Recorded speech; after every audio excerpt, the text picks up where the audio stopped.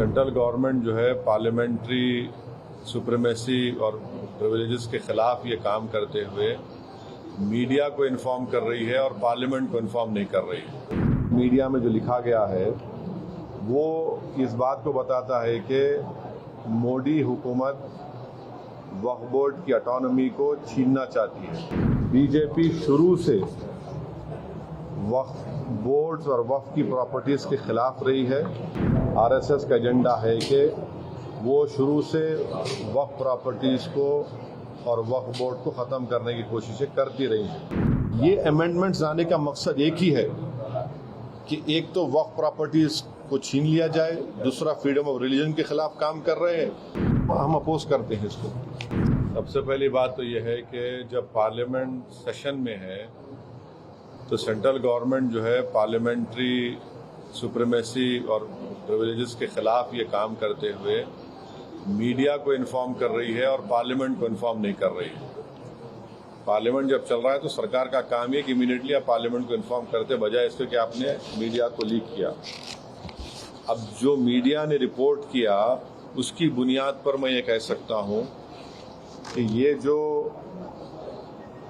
Propose amendments है, जो media में जो लिखा गया है, वो इस बात को बताता है कि मोदी हुकूमत वक्फ बोर्ड की ऑटोनॉमी को छीनना चाहती है और वो इंटरफेयर करना चाहती है वाकिफ के मंशे के खिलाफ कि किस तरह से उस वक्फ की प्रॉपर्टी को चलाया जाए, और ये खुद फ्रीडम ऑफ रिलीजन के खिलाफ है, नंबर 1। दूसरी बात यह है कि बीजेपी शुरू से वक्फ बोर्ड्स और वक्फ की प्रॉपर्टीज़ के खिलाफ रही है और इनका एक हिंदुत्व का एजेंडा है, आरएसएस का एजेंडा है कि वो शुरू से वक्फ प्रॉपर्टीज़ को और वक्फ बोर्ड को ख़त्म करने की कोशिशें करती रही हैं। तीसरी बात यह है कि अब जो मीडिया के रिपोर्ट्स के ऊपर मैं अपना ये रिएक्शन दे रहा हूँ कि एक बार किसी प्रॉपर्टी को वक्फ डिक्लेयर कर दिया गया तो हमेशा वक्फ रहता है। तो वक्फ एक्ट जो है 54 का है और 96 का है, जो 96 के एक्ट तो 2013 में अमेंड किया गया। वो सर्वे कमिश्नर को पावर्स देता है और सर्वे कमिश्नर को अपॉइंट कौन करती है? State government. तो सर्वे कमिश्नर वक्फ प्रॉपर्टीज आइडेंटिफाई करता, उसके बाद लिस्ट ऑफ वक्फ प्रिपेयर होती है सर्वे कमिश्नर की तरफ से, और वो सर्वे कमिश्नर जो स्टेट गवर्नमेंट का अपॉइंटी है उसको स्टेट गवर्नमेंट को भिजाता और state government gazette notification issue करती है। तो गजीट नोटिफिकेशन खुद एक ऑफिशियल एक्ट है और अगर गजीट नोटिफिकेशन 1 साल तक चैलेंज नहीं होती तो वो फाइनल हो जाती है और नेचर ऑफ वक्फ हो जाता है। इसको ये लोग चेंज करना चाहते हैं, यानी जो पहले से वक्फ हो चुकी हैं प्रॉपर्टीज, अब दोबारा उनको एस्टैब्लिश करना पड़ेगा कि ये वक्फ है। ये इम्पॉसिबिलिटी है। दूसरी बात यह है कि गजीट का जो कंक्लूसिव नेचर है उसको आप डाइल्यूट करना चाह रहे हैं। मानिए अब कई लोग वक्फ की प्रॉपर्टीज में एंक्रोचर्स है, इलीगल तरीके से वहां पर है, तो इनको एक मौका मिल जाएगा कि वो वक्फ प्रॉपर्टीज को बोलेंगे कि हमारी प्रॉपर्टी है, प्राइवेट वक्फ की प्रॉपर्टी नहीं है।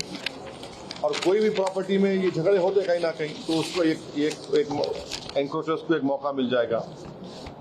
तीसरा न्यूज रिपोर्ट ये बोलता है कि अमेंडमेंट इन एस्टेब्लिशमेंट और कंपोजिशन ऑफ वक्फ बोर्ड, तो ये एक्ट खुद ये बोलता है कि हर स्टेट में एक वक्फ बोर्ड होना चाहिए और बोर्ड रिस्पॉन्सिबल होगा उसके एडमिनिस्ट्रेशन और मैनेजमेंट ऑफ वक्फ प्रॉपर्टीज के लिए।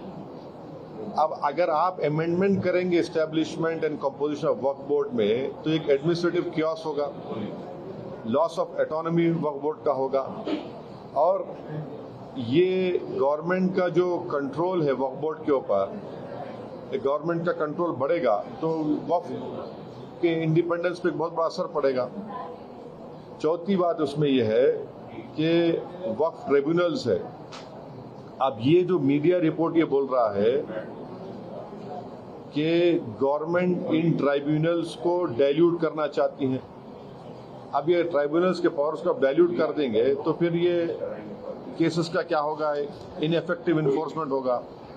पांचवी बात जो मीडिया रिपोर्ट्स के ऊपर मैं बोल रहा हूं आपको, इसमें लिखा गया कि अगर कोई डिस्प्यूटेड प्रॉपर्टी है तो डिस्प्यूटेड प्रॉपर्टी का ये लोग बोलेंगे नहीं प्रॉपर्टी डिस्प्यूटेड है, इसका सर्वे हम कराएंगे। अगर कोई प्रॉपर्टी डिस्प्यूट है तो उसका फैसला जुडिशरी करती। यहां पर मोदी हुकूमत डिस्प्यूट क्रिएट करेगी, उसका सर्वे कराएंगे। अब सर्वे एग्जीक्यूटिव कराएगा या सीएम कराएगा या बीजेपी पावर बीजेपी कराएगी। अब जाहिर नतीजा क्या निकलेगा आपको मालूम है। तो ये भी एक तरीका है उस डिस्प्यूटेड प्रॉपर्टीज को डिस्प्यूट बनाना, पहले फिर सर्वे कराना उसका, और सर्वे में रिपोर्ट लिख देना कि नहीं ये वक्त नहीं है। ऐसे कई मस्जिद दरगाहें हैं हमारे भारत में जहां पर बीजेपी आरएसएस ये क्लेम करती है कि वो दरगाह और मस्जिद नहीं है। तो जो पावर जुडिशरी का है वो एग्जीक्यूटिव छीनना चाह रहा है उसको। और एक बात जो मीडिया रिपोर्ट्स के मालूम ये हो रही है कि अब कोई कब्जा करके इंक्रोचर है तो वक्फ बोर्ड को पावर है, उसके पावर्स को अगर आप छीन लेंगे तो फिर पूरा ये तो लॉस होगा वक्फ प्रॉपर्टीज का। अच्छा, उसमें एक और मीडिया रिपोर्ट में बात आई है, amendment to the process of Waqf board. ये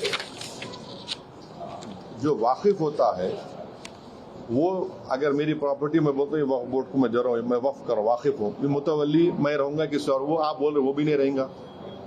तो बेसिकली ऑल इन ऑल ये जो है ये पूरे इस तरह का, अगर ये मीडिया रिपोर्ट सही है तो मोदी सरकार ये चाह रही है कि पूरे वक्फ बोर्ड की प्रॉपर्टीज को छीन लिया जाए, इनको मुसलमानों से छीन लिया जाए। और वो थ्रेटन कर रहे हैं वक्फ की प्रॉपर्टीज का जो कंट्रोल है वक्फ बोर्ड्स के ऊपर, ताकि उसमें तमाम लीगल एम्बिग्यूटीज पैदा हो जाना, और इससे और वक्फ की प्रॉपर्टीज का नुकसान होगा। तो अब ये कंप्लीट सिस्टम को जब ये लोग अगर मीडिया रिपोर्ट्स सही है चेंज करना चाह रहे, उसमें कुछ ये करना चाहे, तो कोई भी आगे बढ़कर प्रॉपर्टीज को वक्फ नहीं करेगा। और आप देखेंगे कि कई मुसलमानों के मस्जिदें हैं, दरगाहें हैं जहां पर हिंदुत्व की ऑर्गेनाइजेशन आरएसएस बोलते कि नहीं है वो। तो ये अमेंडमेंट्स लाने का मकसद एक ही है कि एक तो वक्फ प्रॉपर्टीज को छीन लिया जाए, दूसरा फ्रीडम ऑफ रिलीजन के खिलाफ काम कर रहे हैं, और डिस्प्यूट अगर है तो जुडिशरी डिसाइड करेगा, एग्जीक्यूटिव कैसा करेगा। तो ये चीजें हैं जिसका हम अपोज करते हैं इसको। न्यूज नेशन अब व्हाट्सएप पर खबरों के ताजा अपडेट के लिए न्यूज नेशन के इस क्यूआर कोड को स्कैन करें